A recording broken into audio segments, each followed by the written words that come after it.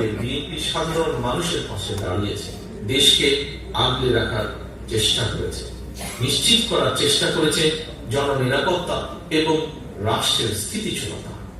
প্রতিহিংসার রাজনীতিতে না জড়িয়ে সহিংসতাকে প্রতিহত করেছে এবং সহ অবস্থান নিশ্চিত করেছে।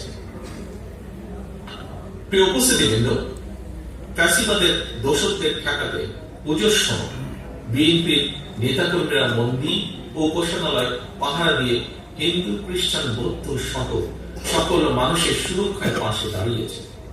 ধর্ম, বর্ণ কিংবা ভৌগোলিক আদর্শ অবস্থানে নির্বিশেষে প্রত্যেক নাগরিক যেন তার ধর্মীয়, রাজনৈতিক, সাংস্কৃতিক ও সামাজিক অধিকার বিনা বাধায় উপভোগ করতে পারে, সেই লক্ষ্যেই মুক্তিযোদ্ধারা লাখো প্রাণের বিনিময় বাংলাদেশ স্বাধীন করেছে। তাই স্বাধীন বাংলাদেশেও তথাকথিত সংখ্যালঘু হিসাবে আমরা কাউকেই বিবেচনা করি না। প্রতিটি নাগরিকের সমান অধিকার ও নিরাপত্তা নিশ্চিত করাই বিএনপির নীতি।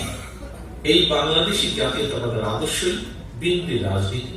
আমরা বিশ্বাস করি ধর্ম, দল ও মত যার যার, তবে অবশ্যই রাষ্ট্র সবার।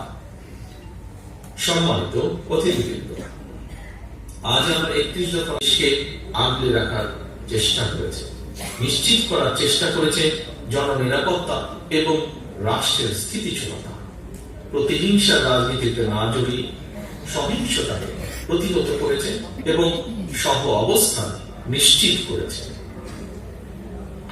প্রিয় উপস্থিতিবৃন্দ, ফ্যাসিবাদের দোষকদের ঠেকাতে পুজোর সময় বিএনপির নেতাকর্মীরা মন্দির ও উপাসনালয় পাহারা দিয়ে হিন্দু, খ্রিস্টান, বৌদ্ধ সহ সকল মানুষের সুরক্ষায় পাশে দাঁড়িয়েছে।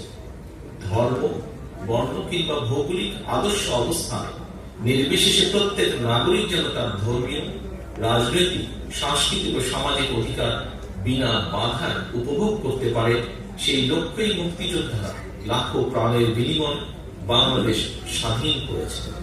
তাই স্বাধীন বাংলাদেশেও তথাকথিত সংখ্যালঘু হিসাবে আমরা কাউকেই বিবেচনা করি না। প্রতিটি নাগরিকের সমান অধিকার ও নিরাপত্তা নিশ্চিত করাই বিএনপির নীতি। এই বাংলাদেশী জাতীয়তাবাদের আদর্শই বিএনপির রাজনীতি। আমরা বিশ্বাস করি ধর্ম, দল ও মত যার যার, তবে অবশ্যই রাষ্ট্র সবার।